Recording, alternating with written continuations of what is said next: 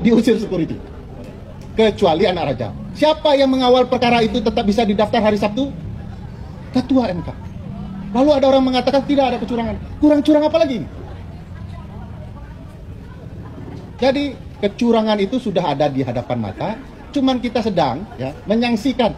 Jangan-jangan masih ada kebenaran di diri mereka. Enggak. Kacaunya sudah sedari awal. Nah, saya ingin cerita. Apakah kita bisa berharap kepada Mahkamah Konstitusi dengan situasi seperti ini? Ini saya bukan menceritakan optimis pesimis ya. Saya cuma mau kita mendapatkan cerita bahwa kita harus optimis seperti yang disampaikan Mbak Titi, wajib. Tapi saya mau cerita siap-siap. Jadi doanya doa sama Mbak Titi, persiapan tempurnya apa yang saya ceritakan. Jadi kalau ada yang mau tahajud nanti malam, doalah dengan apa yang diceritakan Mbak Titi. Tapi kalau siap untuk melawan, apa yang saya sampaikan. Plan A, plan B. Plan A, plan B. Nah, yang saya mau ceritakan, bagaimana kita bisa berharap kepada MK? Ini contoh munafiknya kita bernegara. Setelah Paman Usman dihukum tapi tidak diberhentikan, terjadilah komposisi hakim 8 orang memimpin majelis sidang.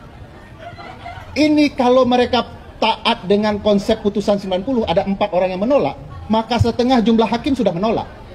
Konsekuensinya akan ada 4 hakim yang lain, gitu ya. Nah, kalau masing-masing bertahan 50% gitu ya, perkara nggak tuntas-tuntas tuh Bang.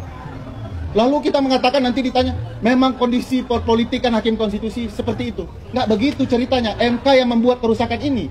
Ada orang yang melanggar, yaitu ketua MK, dia tidak diberhentikan, sehingga dia tidak bisa sidang.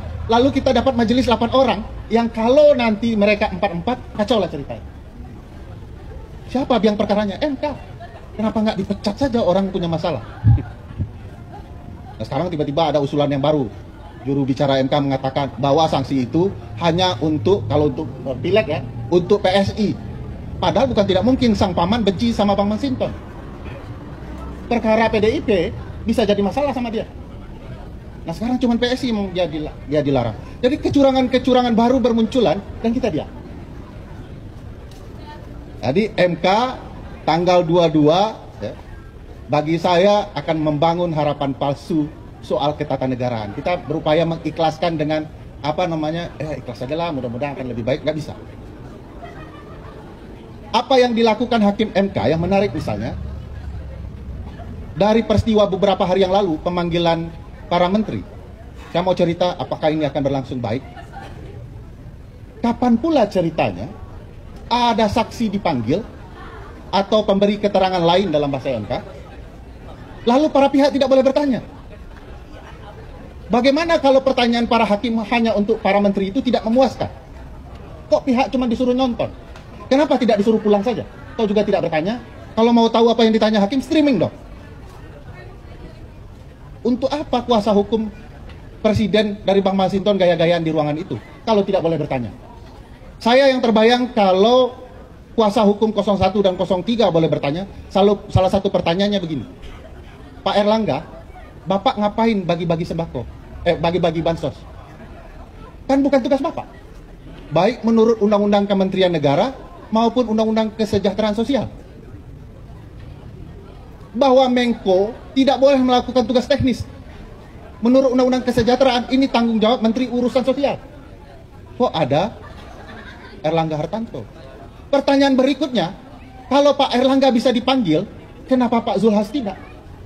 Padahal ada data dia sedang berkampanye terhadap capres tertentu di acara kementerian. Kurang terlarang lagi, apalagi acara itu. Kenapa dia tidak diikut dipanggil? Ini problematika. Di MK, semua orang berdebat bahwa politik gentong babi harus dibuktikan apakah uang yang diberikan ke publik itu berdampak kepada pilihan. Dalam teorinya tidak perlu. Kalau ada sih bagus, tapi tidak perlu. Tidak harus ada. Kenapa? Karena dalam politik kecurangan gentong babi, yang perlu dibuktikan adalah apakah ada politik ya, kebijakan atau tindakan yang mengubah alur insentif dana bagi publik untuk kepentingan pemilu. Kapan kita tahu untuk kepentingan pemilu? Ya, dana itu dibagi saat pemilu mau datang. Faktanya itu terjadi. Yang bantunya Pak Presiden lagi. Jadi itu sudah cukup itu. Kalau ada dana dibagikan menjelang pemilu, di tempat-tempat yang berbeda datanya dari data sesungguhnya. Sudah, itu politik gentong babi. MK harus tegas. Ini kan politik gentong babi. Kenapa Bapak lakukan? Ya, ini digiring oleh kuasa hukum. Harus ada buktinya. Masa ada kekuasaan yang sedang bergerak, contohnya saya yang punya kekuasaan, memberikan uang ke Mbak Titi, lalu Mbak Titi bilang, saya akan pilih Ferry Ansari, dan harus terekam, tervideokan. Nggak mungkin. Ini adalah kekuasaan. Cukup kalau ada kebijakan dan tindakan yang menyimpang, penggunaan insentif itu sudah kecurangan. Tidak boleh dibagi di saat pemilu. Nah, ini problematika yang saya membuat. Siapa tahu itu bom Israel. Dilihat juga. Nah, teman-teman, sulit kalau kita tidak mengawal MK bersama. Saya tentu sangat berharap ada rasa optimis baru melihat MK. Bagaimana melihatnya atau menyuarakannya?